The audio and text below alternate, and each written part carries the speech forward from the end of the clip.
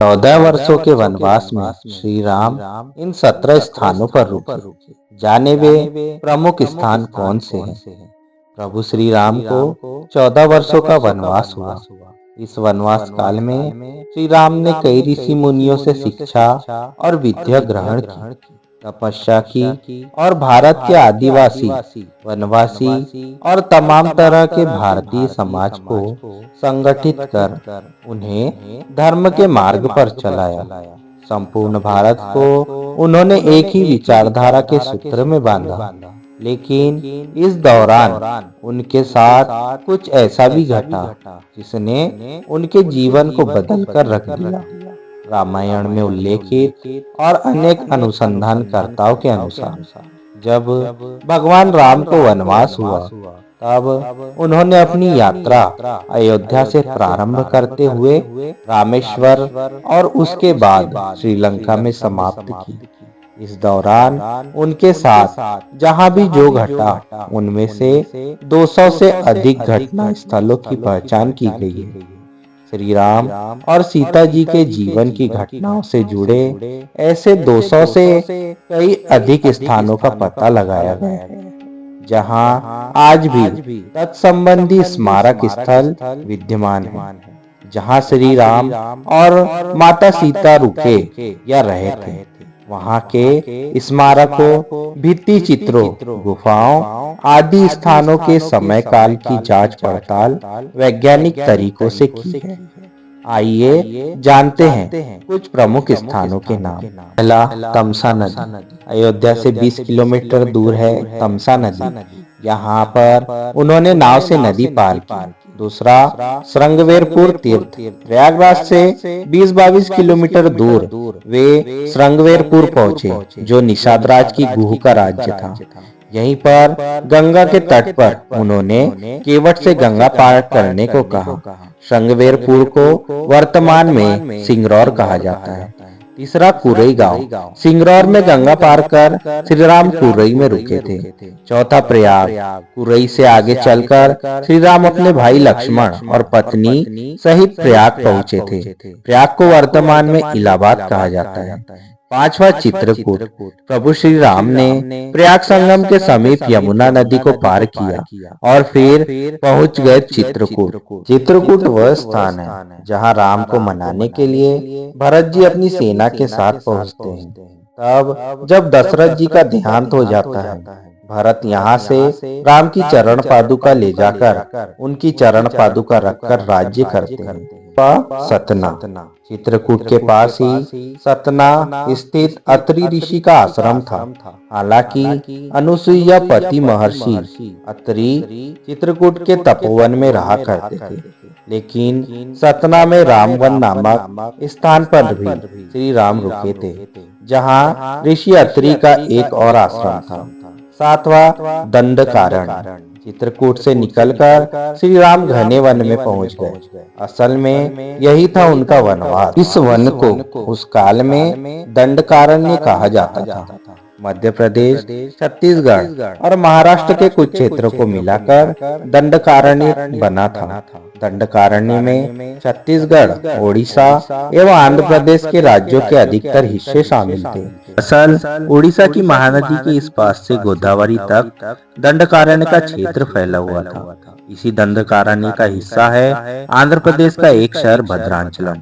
गोदावरी नदी के तट पर बसा यह शहर सीता रामचंद्र मंदिर के लिए प्रसिद्ध है। यह मंदिर भद्रगिरी पर्वत पर है। कहा जाता है कि श्री राम ने अपने वनवास के दौरान कुछ दिन इस भद्रगिरी पर्वत पर ही बिताए थे। स्थानीय मान्यता के मुताबिक दंडकारण्य के आकाश में ही रावण और जटायु का युद्ध हुआ था और जटायु के कुछ अंग दंडकारण्य में आकर गिरे थे। माना जाता है कि दुनिया भर में सिर्फ यहीं पर जटायु का एकमात्र मंदिर है। पांचवा, पंचवटी नासिक। दंडकारण्य में मुनियों के आश्रम में रहने के बाद श्री राम अगस्त मुनि के आश्रम गए। यह आश्रम नासिक के पंचवटी क्षेत्र में है, जो गोदावरी नदी के किनारे बसा है। यहीं पर लक्ष्मण ने शूर्पणखा की नाक भी काटी थी। राम लक्ष्मण ने खरवा दूषण के साथ युद्ध किया था। धराज जटायु से श्री राम की मैत्री भी यहीं हुई थी। वाल्मीकि रामायण में अरण्य कांड में पंचवटी का मनोहर वर्णन मिलता है। हुआ सर्वतीर्थ नासिक क्षेत्र में शूर्पणखा, मारीच और खरव दूषण के वध के बाद ही रावण ने सीता का हरण किया था और जटायु का भी वध किया था, जिसकी स्मृति नासिक से 56 किलोमीटर दूर काकेड़ गांव में सर्वतीर्थ नामक स्थान पर आज भी संरक्षित है।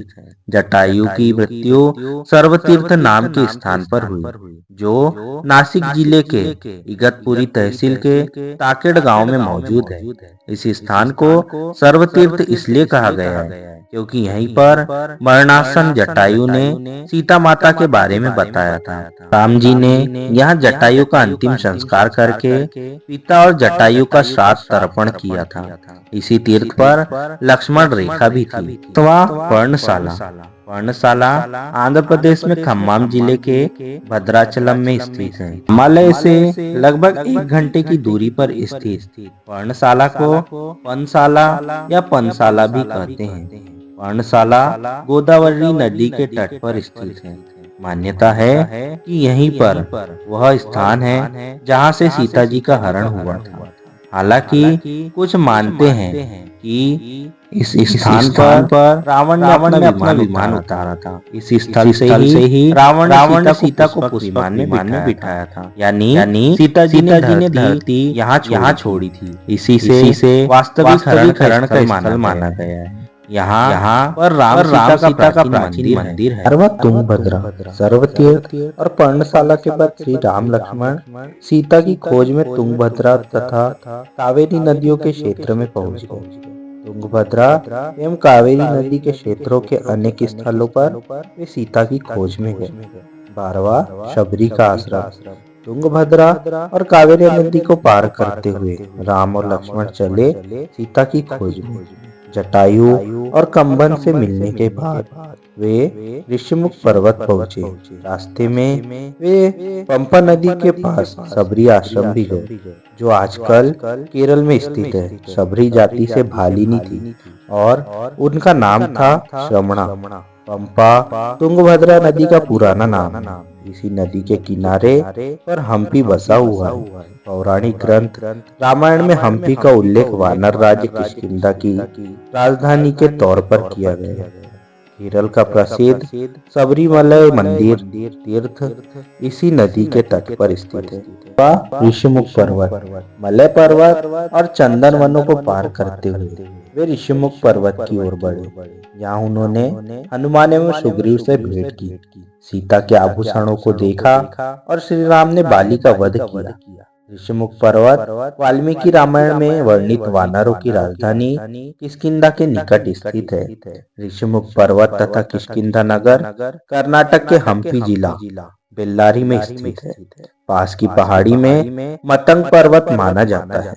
इसी पर्वत पर मतंग ऋषि का आश्रम था, जो हनुमान जी के गुरु भी थे।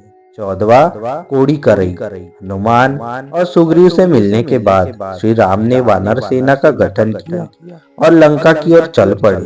तमिलनाडु की एक लंबी तटरेखा है जो लगभग 1000 किलोमीटर तक विस्तारित है। कोडीकरई समुद्र तट वेलांकनी के दक्षिण में स्थित है, जो पूर्व में बंगाल की खाड़ी और दक्षिण में पार्क स्ट्रेट से घिरा हुआ है। यहाँ श्री राम की सेना ने पड़ाव डाला और श्री राम ने अपनी सेना को कोडीकरई में एकत्रित कर विचार विमर्श किया, लेकिन राम की सेना ने उस स्थान के सर्वेक्षण के बाद जाना कि यहाँ से समुद्र को पार नहीं किया जा सकता और यह स्थान पुल बनाने के लिए उचित भी नहीं। तब श्री राम की सेना ने रामेश्वरम की ओर कूच किया।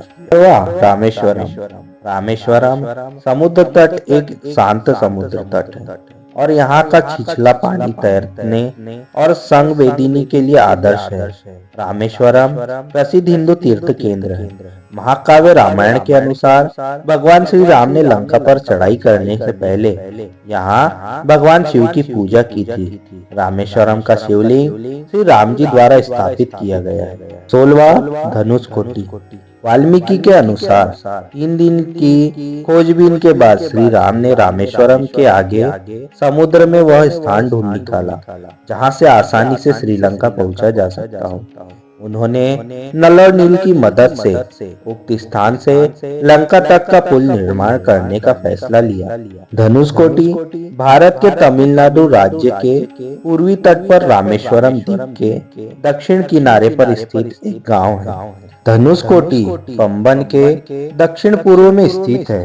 धनुषकोटी श्रीलंका में तलेमन्नार से करीब 18 मील पश्चिम में है। इसका नाम धनुषकोटी इसलिए पड़ा है कि यहाँ से श्रीलंका तक वानर सेना के माध्यम से नल और नील ने जो पुल बनाया था उसका आकार मार्ग धनुष के समान ही है।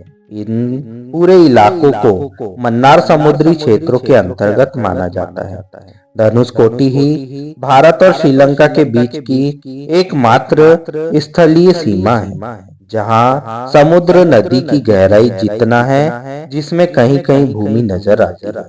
17 नुवारेलिया पर्वत श्रृंखला वाल्मीकि रामायण के अनुसार श्रीलंका के मध्य में रावण का महल था। नुवारेलिया पहाड़ियों से लगभग 90 किलोमीटर दूर बांद्रवेला की तरफ मध्य लंका की ऊंची पहाड़ियों के बीचों बीच सुरंगों तथा गुफाओं के भंवर जाल मिलते हैं। यहाँ ऐसे कई पुरातात्विक अवशेष मिलते हैं जिनकी कार्बन डेटिंग से इनका काल निकाला गया। श्रीलंका में नुवाराएलिया पहाड़ियों के आसपास स्थित रावण फॉल, रावण गुफाएं, अशोक वाटिका, खंडहर हो चुके विभीषण के महल आदि की पुरातात्विक जांच से इनके रामायण काल के होने की पुष्टि होती है। आजकल भी इन स्थानों की भौगोलिक विशेषताएं, जीव, वनस्पति तथा स्मारक आदि बिल्कुल वैसे ही हैं जैसे कि रामायण में वर्णित किए गए थे। दोस्तों, यह थे वे स्थान जहां से भगवान श्री राम अपने वनवास के दौरान इन स्थानों से होकर गुजरे थे। दोस्तों, वीडियो अगर आपको अच्छी लगी हो तो वीडियो को लाइक, हमारे चैनल को सब्सक्राइब और बेल आइकन पर क्लिक कर दीजिए। वीडियो को ज्यादा से ज्यादा शेयर करके कमेंट में जय श्री राम लिखना ना भूलिएगा। जय श्री राम दोस्तों।